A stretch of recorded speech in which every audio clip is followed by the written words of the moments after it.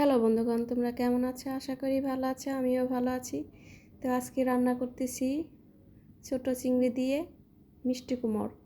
তো প্রথমে আমি জিরা তেজপাতা দিয়েছি তেলের মধ্যে, তারপর দিয়ে দিলাম চিংড়ি মাছের মধ্যে একটু হলুদের গুঁড়ো দিয়েছি আর লবণ দিয়েছি, সামান্য একটু ধনিয়ার গুঁড়ো দিয়েছি। তো এখন তেলের মধ্যে একটু ভেজে নেব, তারপর মিষ্টি কুমড় দিয়ে দিব। এখানে পেঁয়াজ টেয়াজ কিছু দেব না। তো সামান্য আর একটু হলুদের গুঁড়ো আর ধনিয়া গুঁড়ো এখানে দিয়ে দিই। তো এখানে তেলের মধ্যে একটু কষিয়ে নেব, তারপর মিষ্টি কুমড়োগুলো দিয়ে দিব।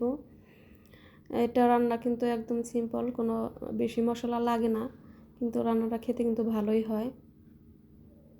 তো এখানে আমি দিয়ে দিলাম কাঁচামরিচ, লবণ। তো এখন ভালোভাবে কষিয়ে নেব, তারপর জল দেব। মিষ্টি কুমড়ো যখন একটু নরম হয়ে আসবে তখন জল দেব।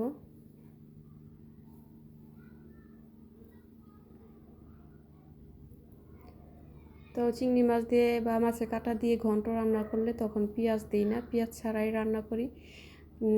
এভাবে রান্না করলে কিন্তু খেতে ভালোই লাগে। আমি একটু সামান্য শুকনো মরিচ দেবো একটু কালারের জন্য, যাতে একদম সাদা না দেখা যায়।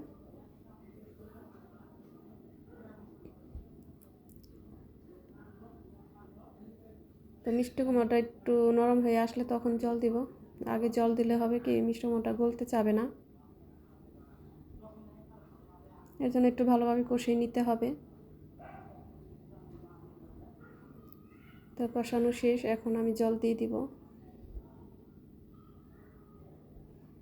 তো জলটা একটু বেশি দিতে হবে, না হলে আবার মিষ্টি কুমড়ো গলে তখন আবার জলটা শুকিয়ে যায়।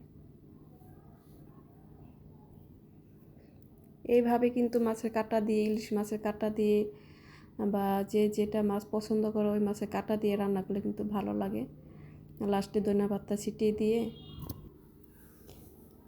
তো লাস্টে ধনেপাতা দিয়ে দিব, তাহলেই রান্না শেষ। আর এখানে মিষ্টি কুমড়োটা একটু ভেঙে ভেঙে দিতে হবে।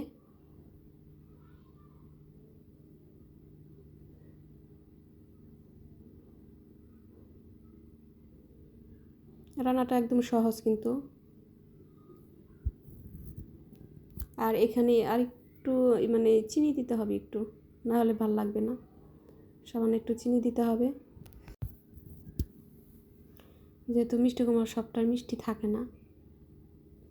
তো আমি এদিকে ডাল সম্বার দিয়ে দিয়েছি, এদিকে ওই চুলায় ডাল রান্না করতেছিলাম। তো এখানে সাজনা দিয়ে ডাল রান্না করতেছিলাম। তো রান্নাটা শেষ হয়েছে, যদি ভালো লাগে তাহলে অবশ্যই একটা লাইক কমেন্টস করবে। তো তোমরা ভালো থেকো, সুস্থ থেকো।